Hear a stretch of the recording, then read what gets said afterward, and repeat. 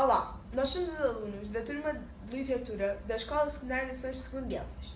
Esta cidade, que é Património da Humanidade, situa-se no Alto Alentejo, no distrito de Porto Alegre, em Portugal, e vamos apresentar o Canto Nono.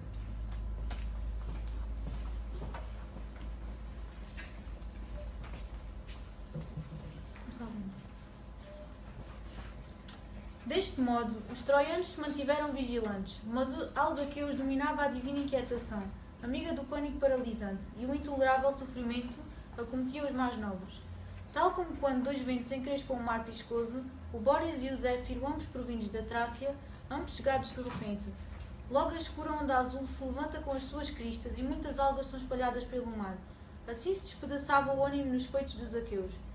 O Atrida, acometido no coração por uma dor enorme, andava para trás e para a frente, ordenando aos arautos de voz penetrante que convocassem para a Assembleia cada homem pelo nome, mas sem gritar em alto.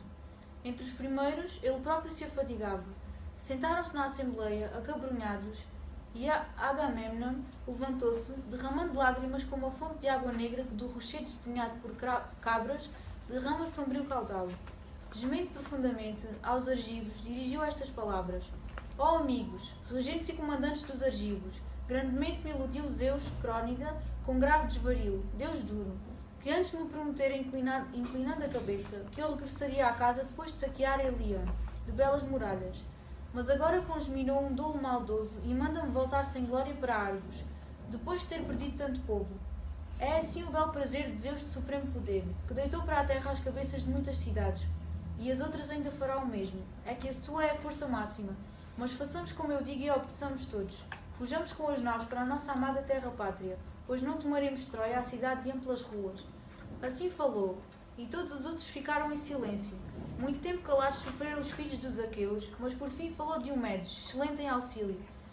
Atrida, lutarei primeiro contra ti na tua loucura, onde é lícito, ó soberano, que o faça, na Assembleia. E tu não te zangas. Primeiro vilipendiaste a minha valentia no meio dos danaus, dizendo que eu era imbelo e impotente. Todas estas coisas sabem-nas os argivos, tanto os novos como os velhos. Com dualidade te presenteou o Crónida de retorcidos conselhos.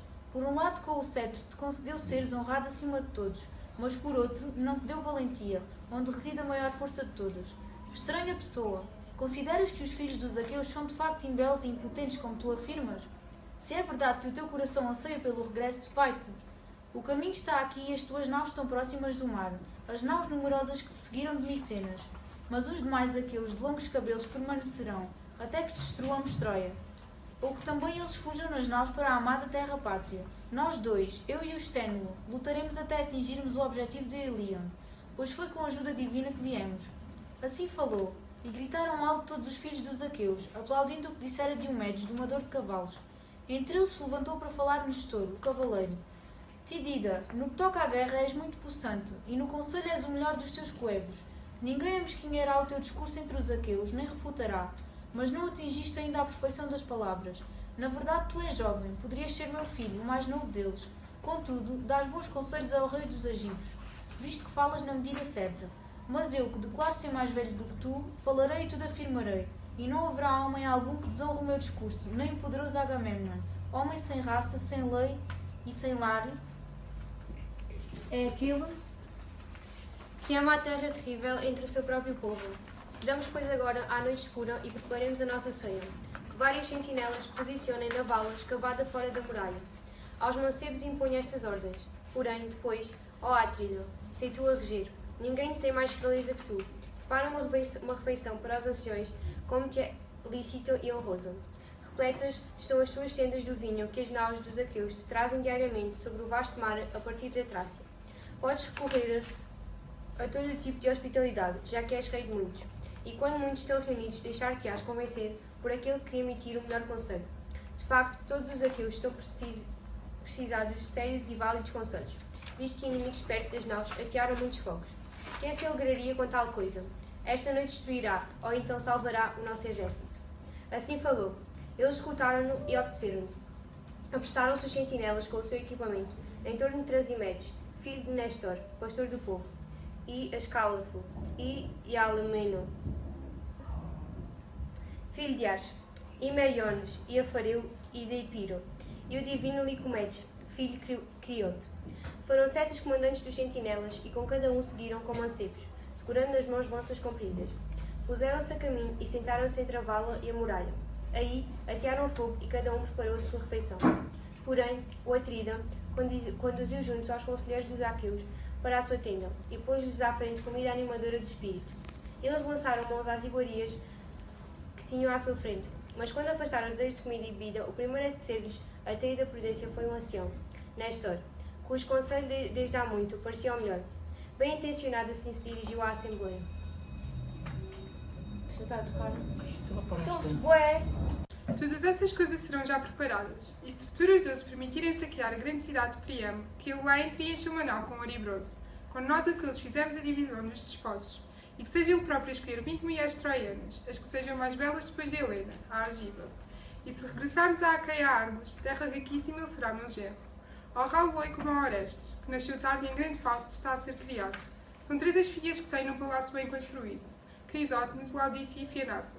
Destas leve ele a que quiser, sem cortejar com presentes para a casa de Peleu. E pela minha parte oferecerei um dote muito rico, como nenhum homem ainda deu pela filha. 7 cidades darei, bem populosas, Cardámio, Enópio e Ira, apetatadas de relva, as sagradas esferas e Anteia, com os seus pratos profundos, a bela Peia e pedaço coberto de vinhas. Todas estão perto do mar, nos limites de Pilos Arenosa, e nelas habitam homens ricos com rebanhos e engado, que o honrarão com presentes como se fosse um deus, e sob o seu cetro cumprirão suas prósperas ordenações. Estas coisas eu cumprirei se ele abandonar a sua cólera, que se domina, pois há é impalável e indominável, e por isso é testado pelos mortais e por todos os deuses, e se submete a mim, pois sou de tenor de mais realeza, além do que declaro pela idade de ser mais velho do que ele. A ele deu resposta Néstor de Jerónimo, o cavaleiro, Atrida gloriosíssimo, agnómeno soberano dos homens, dois jamais desdenháveis, oferece à soberana Aquilas. Mas agora incitemos homens escolhidos, que rapidamente cheguem à tenda de Aquiles, filho de Peleu. Aliás, que nisto consintam aqueles que eu escolher. Antes mais será Félix, de eleito de Zeus, que irá à frente, e depois dele o grande Ájax, e o divino Ulisses. Dos arautos que sejam Ódio e Eubates a acompanhá-los, trazei água para as mãos e mantendo-vos em silêncio para rezarmos a Zeus Crónica, que nós compadeça. Assim falou, e as suas palavras foram de agrado de todos. Logo os escudeiros lhe verteram água para as mãos. Vieram mancebos encher até acima as taças de bebida. Serviram-nas todas em taças, tendo vertido primeiro uma libação. Depois de terem invocado os deuses e pedido quanto desejava seu coração, saíram da tenda de Agnómeno, filho de Atreu. Muitos recomendam Nestor de Jerónimo, o cavaleiro, olhando nos olhos de cada um, e Ulisses principalmente, que tentassem persuadir na irrepreensível polida. Caminharam ao longo da praia de mar marulhante, rezando muito ao seu cuidador da terra, que a segura, para que facilmente persuadisse o grande espírito de Eácida. Chegaram às naus e às tendas de mirmidões, e encontraram-nos a deleitar-se com a líria de limpinho sol, bela e bem trabalhada, cuja armação era de prata, líria que ele arrebatara depois de destruir a cidade de Écia. Com ele deleitava o seu coração, cantando os feitos gloriosos dos homens, e só Patroclo estava sentada à sua frente, ouvindo em silêncio, à espera que Ácida parasse de cantar. Avançaram os outros 2, lidrava-os o divino Ulisses. Pararam à frente dele e logo se levantou Aquiles, espantado com a lira na mão, deixando o lugar onde estava sentado. Do mesmo modo se levantou Patroclo. Ao ver homens cumprimentando-os, falou Aquiles a pés velozes. Sede bem-vindos, gajos como homem muitos amigos. Na verdade a necessidade será bastante premente. Vós que para mim, apesar de irado, sois os mais estimados dos aqueles. Assim dizendo, levou-os para dentro do divino Aquiles, e sentou-se em cadeias e tapetes de púrpura. Logo disse a Patroclo, que estava ali ao pé. Coloca aí uma cratera maior ao filho de Nécio. Mistura um vinho mais forte e serve uma taça a cada um, pois são homens muito amigos que têm debaixo do teto. Assim falou o Patroclo. Obedeceu ao querido companheiro. Ficou uma grande tábua de trinchar à luz do fogo, e sobre ela pôs o dorso de uma ovelha e de gorda cabra e o lombo de um enorme porco, rico em gordura. Segurou-se automedonte enquanto aquilo se trinchava. Cortou fatias cuidadosamente e pô-las em espetos. O fogo foi atiçante pelo filho de Nécio, homem divino. Depois que o fogo abrandou e a chama esmoreceu, espalhou os borralhos e sobre eles pôs o espeto. Salpicou o sal divino, apoiando-se em espetos contra os resguardos do fogo. Depois de ter assado a carne e de ter colocado em travessas, Patroclo pegou no pão e arranjou-o em cima da mesa, em belos cestos, enquanto Aquiles servia a carne. Foi o próprio Aquiles a sentar-se defronte do divino Ulisses, junto a outra parede que se sacrificasse aos deuses pediu. a Pátroclo, seu companheiro. Este tirou oferendas no fogo. Lançaram mãos às iguarias que tinham à sua frente, mas depois de se afastarem o desejo da comida e bebida, a Ajax fez sinal da Fênix e apercebeu-se do divino Ulisses, que, enchendo de uma taça de vinho, saudou Aquiles. Salve Aquiles, de festinhos compartilhados, não somos carentes, nem da tenda de Agamemnon, filho de Atreu. Nem agora aqui, pois à nossa frente temos muita comida animadora do espírito, com que banquetamos. Só que manjares deliciosos não só interessam ao criado de Deus. É grande e enorme o sofrimento que vemos e receamos.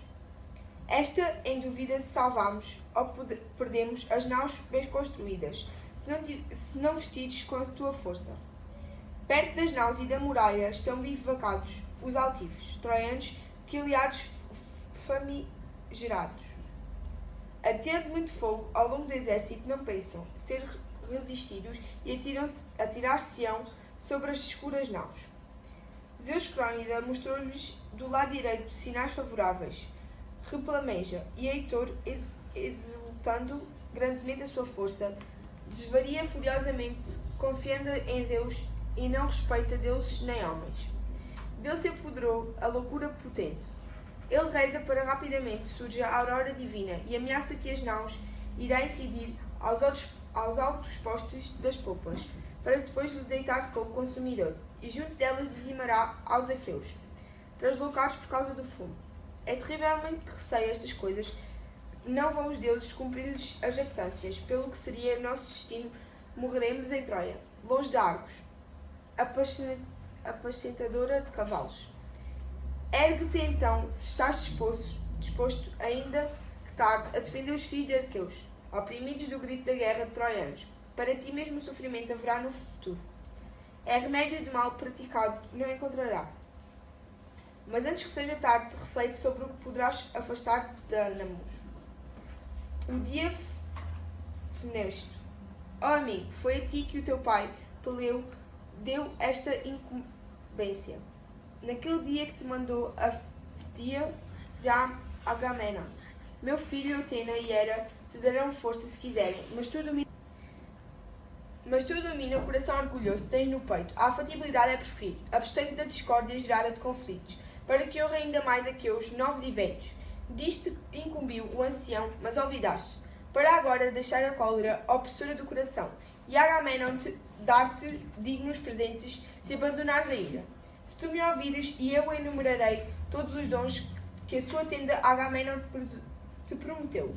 7 tipos de marca do fogo, 10 talentos de ouro, 20 caldeirões resplandecentes, 12 poderosos cavalos, predominados, que ganharão prémios de velocidade. Desprovidos e despojos, não seria o homem a quem tais coisas coubessem.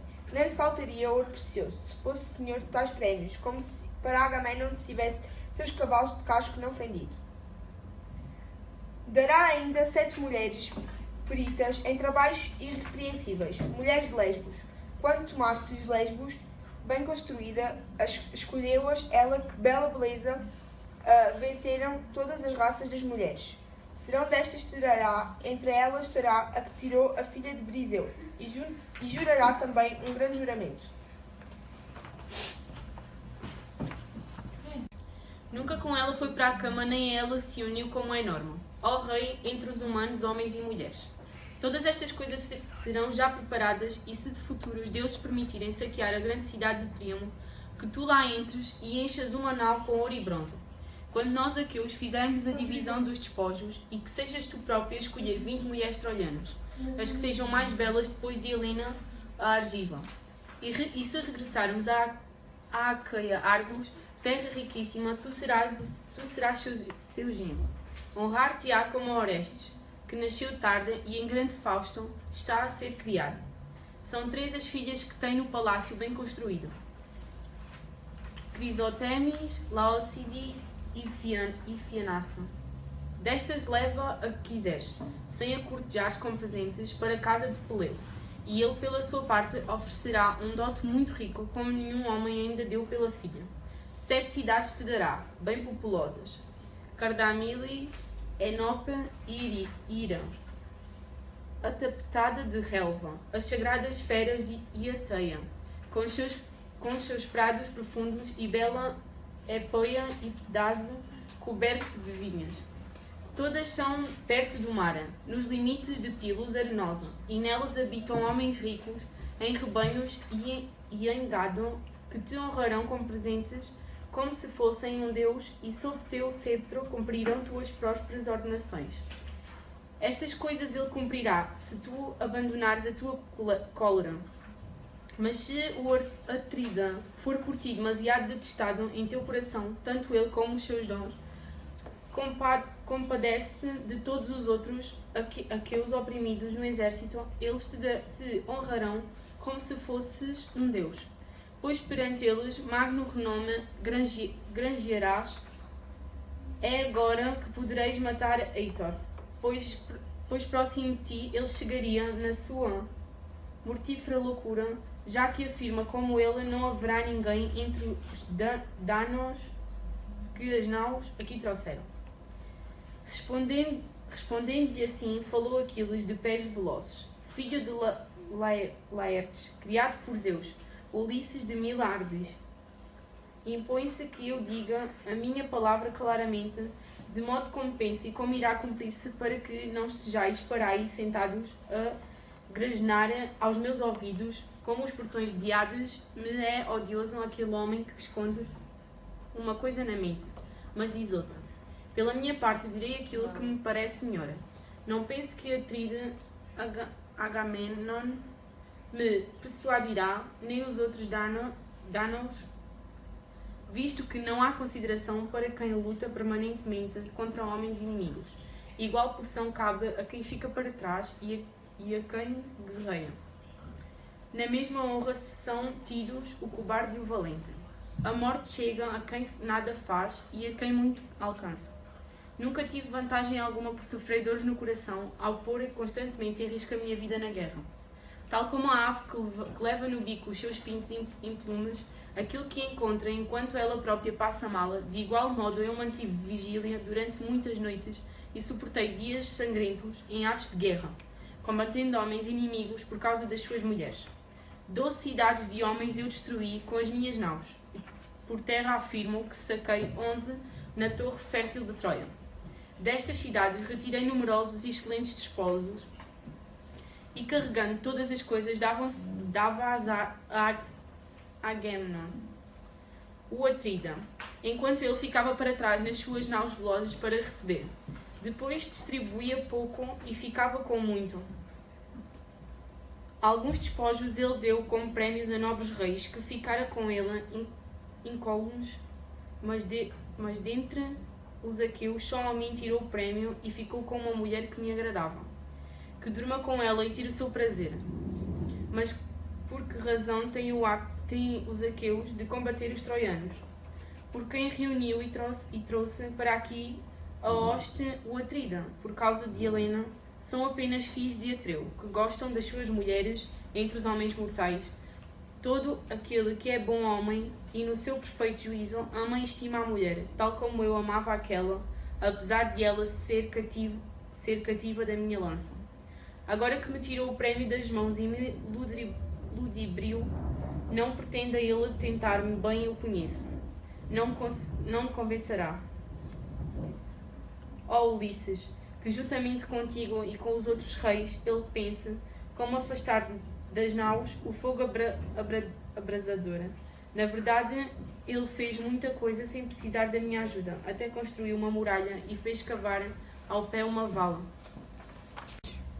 grande e ampla, e nela posicionou estacas, mas nem assim consegue resistir ao ímpeto de Heitor, matador de homens. Enquanto ele lutava no meio dos aqueus, Heitor não pensava em combater longe da muralha, mas só até às portas esqueias e ao carvalho avançava. Aí me esperou uma vez em combate singular, mas a custo fugiu da minha arremetida. Visto que agora não quero lutar contra Heitor divino, amanhã sacrificarei a Zeus e aos deuses todos. Depois de encher bem as naus, lançá-las-ei ao mar. Tu verás, se quiseres, e se te interessar, à aurora as minhas naus a navegar sobre o piscoso Helesponto, e a bordo estarão homens ávidos de dar aos remos. Se me conceder boa viagem o famoso sacudidor da terra, no terceiro dia terei chegado à fatia de férteis sulcos. Muitos haveres lá tenho, que deixei ao vir para aqui, mas daqui levarei mais ouro e fulvo de bronze, e as mulheres de bela cintura e o ferro cinzento que me calharam por sorte. Porém, o prémio que ele me deu, de novo na sua insolência, me tirou o poderoso Agamemnon, o Atrida. Declarei-lhe tudo, como eu digo, às claras, para que se encolerizem os outros aqueus. Não vai ele ter a esperança de intrujar outro dentre os danaus, ele que é sempre desavergonhado. Mas na minha cara não ousaria ele olhar, embora tenha desfaçatez de cão. Não deliberarei com ele conselhos, nem façanha alguma. Totalmente ele me enganou e ofendeu. Nunca mais me seduzirá com palavras. Chega. Que sossegado encontra a destruição, visto que o juízo lhe tirou Deus, o conselheiro. São detestáveis os seus presentes. Não lhes dou valor algum, nem que me oferecesse 10 vezes mais ou 20 vezes mais do que agora oferece, e que a isso acrescentasse outros dons, nem que fossem os tesouros de Orcómeno ou da egípcia Tebas, onde nas casas jaz a maior quantidade de riqueza. Tebas com os seus 100 portões, e de cada um arremetem 200 guerreiros equipados com carros e cavalos. Nem que me desse tantos presentes como grãos de pós e areia. Nem assim Agamemnon conseguiria convencer o meu espírito, antes que tenha pago todo o preço daquilo que me moe o coração. Não desposarei a filha de Agamemnon, filho de Atreu, nem com a dourada Afrodite ela competisse em beleza, e que Atena de olhos garços igualasse nos lavores. Nem assim eu a desposaria. Que ela escolha outro dos aqueus, que seja mais parecido com ele, detentor de maior realeza. Pois se os deuses me salvarem e eu conseguir chegar a casa, de certo o próprio Peleu tratará de me escolher uma esposa. Muitas são as aqueias na Elade e na Fetia, filhas de nobres, daqueles que protegem as cidades. Dessas escolherei a quem eu quiser para ser minha mulher. Aí, muitas vezes me veio o meu espírito viril, a vontade de desposar uma mulher, que fosse a esposa adequada, para assim me deleitar com a fortuna que Peleu granjeou. De valor comensurável à minha vida não são os tesouros que dizem possuir Elion, cidadela bem habitada, dantes em tempo de paz, antes de virem os filhos dos aqueus. Nem sequer os tesouros contidos na soleira Mármórea do archeiro Febo Apolo nos penhascos de Delfos. Pois extorquíveis são bois e robustas ovelhas, e adquiríveis são trípodes e flavos cavalos, mas que a vida de um homem volte de novo, depois de lhe passar a barreira dos dentes, isso não é possível por extorsão ou aquisição. Na verdade, me disse minha mãe, tétis dos pés prateados, que um dual destino me leva até ao termo da morte. Se eu aqui ficar a combater em torno da cidade de Troia, parece o meu regresso, mas terei um renome imorredouro. Porém, se eu regressar a casa, para a amada terra-pátria, parece o meu renome glorioso, mas terei uma vida longa, e o termo da morte não virá depressa ao meu encontro. Aliás, também os outros eu recomendaria que para casa navegasseis de novo, uma vez que já não atingireis o objetivo de saquear a íngreme Elion. Na verdade, Zeus, que vê ao longe, estende sobre ela a sua mão e as suas gentes enchem-se de coragem. Mas ide então vós, e os comandantes dos aqueus transmitiram a minha mensagem, pois esse é privilégio de conselheiros, para que deliberem no espírito outro plano melhor que este, um que lhes salve as naus e o exército dos aqueus, junto das côncavas naus, já que não lhes saiu bem este plano. Que conceberam em sua mente por causa da minha cólera. No entanto, que Fênix aqui fique connosco a dormir, para que amanhã siga comigo nas naus para a pátria amada, no caso de ele assim querer, pois à força eu não levaria. Assim falou, e todos permaneceram em silêncio, admirados com o discurso, pois com veemência exprimiram a sua recusa. Por fim, tomou a palavra o velho cavaleiro Fênix, rompendo em lágrimas, pois muito receava pelas naus dos aqueus. Se no teu espírito lançaste o regresso ao glorioso Aquiles, e não estás disposto a repelir das naus velozes o fogo ardente, uma vez que a cólera se abateu sobre o teu coração, como então, meu querido filho, é que vou ser aqui deixado sem ti? Foi contigo que me mandou o velho cavaleiro Peleu, naquele dia em que da Fetia te mandou Agamemnon, criança que nada sabias da guerra maligna, nem das assembleias, onde os homens se engrandecem. Por isso ele me mandou, para que eu te ensinasse tudo, como ser orador de discursos e fazedor de façanhas. Assim, querido filho, não te quereria ser aqui deixado por ti, nem que um Deus se dispusesse ele próprio a despir-me da velhice e a fazer de mim um jovem, como quando primeiro deixei Elado de belas mulheres, fugindo do conflito com o meu pai, Amintor, filho de Ormeno. Ele que se irou contra mim por causa da amante de belos cabelos que ele amava a ponto de desprezar a esposa legítima, minha mãe. Pelos joelhos me suplicou minha mãe que me deitasse com a amante, para que o ancião a odiasse. Obedeci-lhe e pratiquei o ato. apercebeu-se meu pai e amaldiçoou-me com força, invocando a Irínia detestável. Nunca sobre meus joelhos se sentaria filho amado por mim gerado. Os deuses cumpriram a maldição. Zeus subterrâneo e o temível Perséfone. Deliberei então matá-lo com o bronze afiado, mas um dos imortais me acalmou a ira, pondo-me no peito a voz do povo e os muitos insultos dos homens, para que não fosse chamado parricida entre os aqueus. Foi então que o coração no meu peito já não suportou permanecer no palácio do meu pai encolarizado. Tanto amigos como parentes andaram de roda de mim a suplicar-me para que permanecesse no palácio, e muitas ovelhas robustas e bois de espaço cambaleante degolaram e muitos porcos ricos em gordura foram chamuscados na chama de Hefesto, e dos jarros de um ancião abundante vinho foi bebido. Durante 9 noites vigiaram ao meu lado toda a noite. Vigiaram-nos por turnos, e nunca o fogo chegou a esmorecer. Nem aquele que estava sob o alpendre do pátio da bela cerca, nem o que estava no pórtico, perto da porta do meu quarto. Mas quando sobreveio a escuridão da 10ª noite, foi então que saí, arrombando as portas bem cerradas do quarto, e galguei sem dificuldade acerca do pátio, passando despercebido aos guardas e às servas. Fugi depois para longe, percorrendo a ampla lado, e cheguei à Fetia, de férteis fogos, mãe de rebanhos, a casa do rei Peleu. Ele acolheu-me benevolente e estimou-me como um pai estima seu filho único e bem amado, herdeiro de grande fortuna. Fez-me rico e deu-me muito povo para governar. Fui viver para a fronte de Fetia, como rei dos Dólopes, e fui eu que te fiz assim, ó Aquiles, semelhança aos deuses, amante do coração, pois com nenhum outro querias tu ir ao festim, nem banquetear-te no palácio, antes que eu tivesse sentado ao meu colo e cortado uma lasca de carne e dado um golo de vinho. Muitas vezes a túnica sobre o meu peito molhaste de vinho, engasgando-te na pobre criancice. Deste modo, muito eu sofri e trabalhei por ti, sabendo que nunca os deuses me dariam um filho nascido de mim. Fiz-te o meu filho, ó divino Aquiles, para que um dia de mim afastasse o opróbrio da desgraça. Por isso, ó Aquiles, domina o teu espírito orgulhoso. Não te fica bem um coração insensível. Os próprios deuses cedem. Eles têm maior valor, honra e força. Põem incensos, juramentos, cheios de reverência. Libações e aroma do sacrifício, os homens conseguem propiciá-los quando alguém erra ao transido, pois as preces são filhas do grande Zeus. Coxas, engenhadas e vesga dos 2 olhos, elas que seguem sempre no ensalço do desvario. Mas o desvario é forte e veloz, e por isso as ultrapassa de longe. Lança-se à frente delas por toda a terra para prejudicar os homens, mas as preces mitigam por trás. A quem venera as filhas de Zeus, quando eles se aproximam, e essas dão elas muitas benções, e ouvem-no quando rezam. Mas contra quem as contraria e obstinadamente se lhe opõe, põe-se a caminho e dirigem orações a Zeus Crónida, que atrás dele siga o desvario, depois de apanhado, que expie. Assim, ó Aquiles, faz tu com a honra siga as filhas de Zeus, a honra que dobra ao espírito dos homens de bem.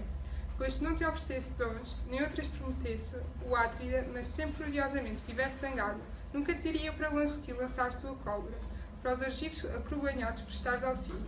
Mas agora de imediato ele oferece muitos dons, e promete ainda outros para o futuro, e mandou homens que suplicassem, escolhendo os melhores do exército aqueu. Eles que a ti próprio são os mais amados dos argivos. Não desprezes os seus discursos nem os seus passos, que antes te encolerizassem não era censurável. Deste modo ouvimos falar da fama dos homens heróicos do anteiro, quando a algum sobrevinha a cólera furiosa. Era premiáveis a dons e deixavam-se inflatir pelas palavras. Eu próprio me recordo deste feito e há muito. Recente não é, de forma alguma. Como foi, a vós, todos os amigos, o narrei. Combatiam os coretos e os etólios, tenazes em combate em torno da cidade de Calidó, e entre eles os saciavam. Os etólios, por seu lado, defendiam o agradável Calidó, mas os coretos tentavam arrasá-los na lubutação da refrega, pois um flagelo entre eles alcançara Artemis no trono dourado, encolorizada porque Eneu não lhe oferecera as príncipes. Um flagelo entre eles lançara Artemis do trono dourado, encolorizada porque não lhe oferecera as primícias do seu pomar abundante. Embora os outros deuses participassem de Hectone, só a filha do grande Zeus ele não ofereceu, ou porque se esqueceu, ou porque não se apercebeu. É que no espírito estava grandemente iludido, mas a archeira, filha de Deus, encolorizada, enviou-lhe uma temível javelin selvagem de brancas presas, que ao seu modo causou muitos males no pomar de Eneu. Muitas altas árvores arrancou e atirou ao chão, com as próprias raízes e com as próprias flores de maçã. Porém Meliagro, filho de Eneu, matou o javali, depois que reunira de muitas cidades homens caçadores e cães, pois não por poucos homens seria domado o javali, tal era o seu tamanho, e muito atirou para a pira funerária. Mas a deusa levantou em torno dela alta grita e alarido, em torno da cabeça e da pele executiva do javali, entre os coritos e os magnânimos. Mas a deusa levantou em torno dele alta grita e alarido, em torno da cabeça e da pele exulta do javali, entre os coritos e os magnânimos etólimos. Ora, enquanto combatia Meleagro e leito de Ares, tudo corria mal aos coritos, nem podiam estar fora das muralhas, numerosos embora fossem. Mas quando Meleagro se apoderou a ira, que fez com que nos peitos dos outros enche o espírito, sensatos embora sejam, foi então que irado no coração contra a mãe amada, a Lataia, ele se deitou junto da esposa legítima, a bela Cleópatra, filha de Marpessa, dos belos tornozelos, filha de Evê e das Idas, que eram mais fortes dos homens que então habitavam a terra. Ele que tomara a arco para enfrentar o soberano Febapol, casa da donzela dos belos tornozelos. Ela, a quem no palácio o pai e a mãe veneradas chamavam pelo nome de Alcione, porque a própria mãe, num desgosto, como o de Alcione, muito sofrido e lamentável, porque arrebatara a filha Febapol, que atua de longe. Junto dela se deitou Meleagro, em ira amarga, furioso devido às imprecações da mãe, que rezava aos deuses em grande sofrimento por causa do assassínio do irmão, e com as mãos muito batidas na terra, e tudo a lamentava, chamado por Hades e pela temível Persófone, enquanto estava ajoelhada com o peito umedecido de lágrimas, para que eles dessem a morte a seu filho. E a Irina, que na escuridão caminhava, ouviu do Erebo, ele cujo coração não tem suavidade. Depressa em torno dos portões, retumbava os tornos das muralhas, a serem alvejadas. O Meleagro suplicava aos anciãos. Continua. Podes. Dos etólios, e enviaram-lhe os melhores sacerdotes dos deuses, para que saísse e os socorresse, prometendo-lhe uma ingente ofrenda. Lá onde se estendia a mais fértil planície da agradável Cálida, foi aí que lhe pediram que escolhessem um lindíssimo terreno de 50 geiras, metade dele plantado de vinhas, a outra da terra arável, para que da planície fosse destacado. Muitas súplicas lhe dirigiu o velho cavaleiro Eneu, tendo pisado a soleira dos seus altos aposentos. Agitando as portas bem ajustadas, ajoelhou-se perante o filho. Múltiplas súplicas lhe dirigiram as irmãs e a excelsa mãe. Mas ele recusava com mais afinco. Muito suplicaram os companheiros que lhe eram mais fiéis e mais queridos. Mas nem assim conseguiram persuadir o coração no seu peito, até que Tálamo estava a ser arrombado e os coretos trepavam pelas muralhas e lançavam fogo à grande cidadela. Foi então que a esposa de bela cintura e Meleagro lhe dirigiu súplicas, chorosa, e enumerou-lhe todos os males que sobrevêm àqueles cuja cidade é tomada.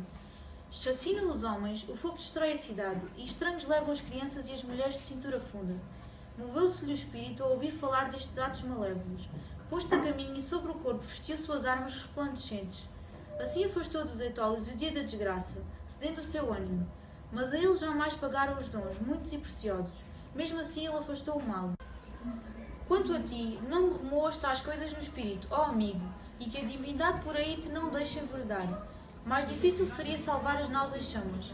Vem antes ao encontro das ofrendas, e como se fosses um deus se honrarão os aqueus. Mas se sem ofrendas entrares na batalha aniquiladora de homens, não serás tão honrado, ainda que nos protejas da guerra. Respondendo-lhe assim, falou Aquiles de pés velozes: Fênix, paizinho ancião, criado por Zeus, não preciso desta honra para nada. Penso ter sido honrado por intenção de Zeus, a qual possuirei junto às naus recurvas, enquanto houver sopro no meu peito e rapidez nos meus joelhos. Agora dir-te-ei outra coisa e tu guarda-a no coração. Não confundas o ânimo com lágrimas e prantos, favorecendo assim o herói Atrida. Não tens obrigação de o estimares, não venhas por mim que te amo a ser odiado. Belo seria para mim que prejudicasses quem me prejudica. Ser rei como eu e participa de metade da minha honra. Estes farão de mensageiros, mas fica tu aqui deitado, num leito macio. Assim que surgir a aurora, deliberaremos se havemos de regressar à nossa terra ou aqui havemos de ficar. Assim falou, e em silêncio indicou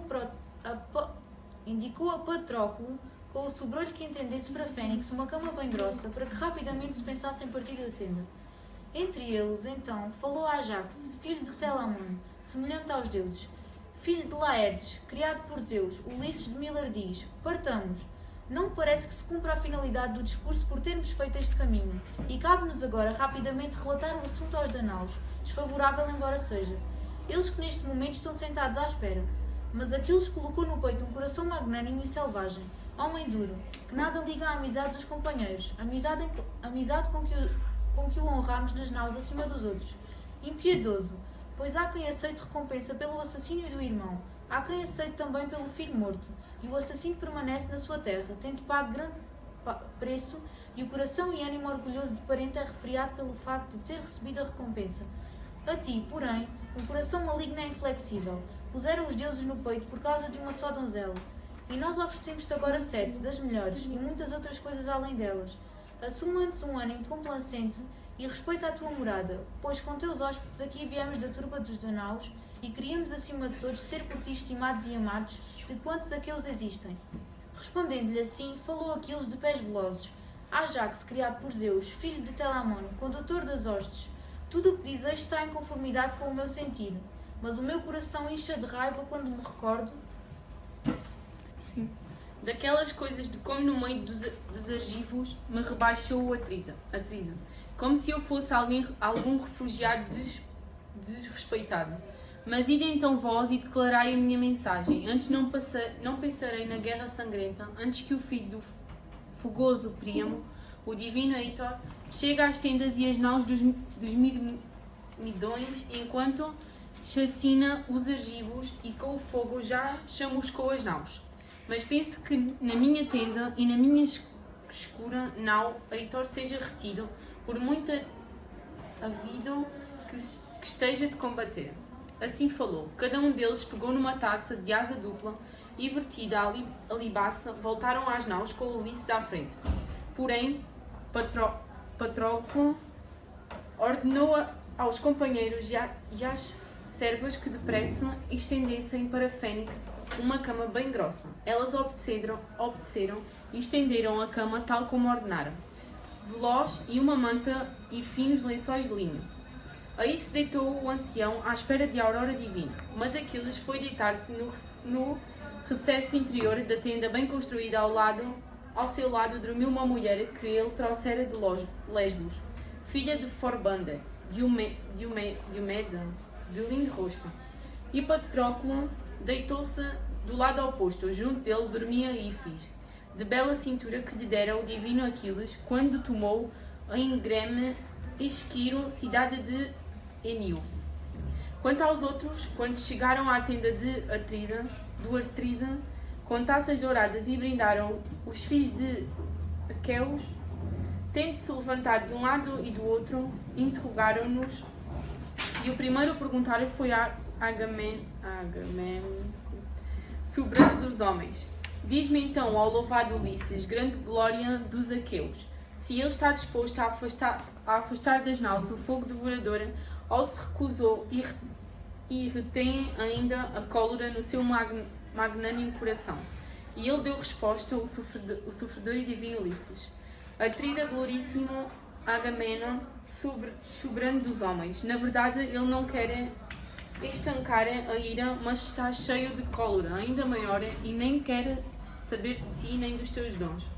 Disse que tu próprio deverias aconselhar-te junto dos argivos, sobre como poderias salvar as naus e os dos aqueus. Pela sua parte, ameaças a par ao nascer da aurora, lançando ao mar as naus recurvas e bem construídas. Afirmou que aconselharia aos outros que para casa navegassem de novo, uma vez que já não atingiremos o objetivo de saquear em íngreme Ilion. Na verdade, Zeus, que vem ao longe, estende sobre ela a sua mão e as suas gentes enchem-se de coragem. Assim falou, também estes te dirão estas coisas, eles que me seguiram. Ajax e os dois Auratus, ambos prudentes. Porém, Fênix, o ancião, ficou lá deitado como Aquiles ordenou para que amanhã seguisse nas naus para a pátria amada. No caso de ele assim querer, pois à força ele não o levaria.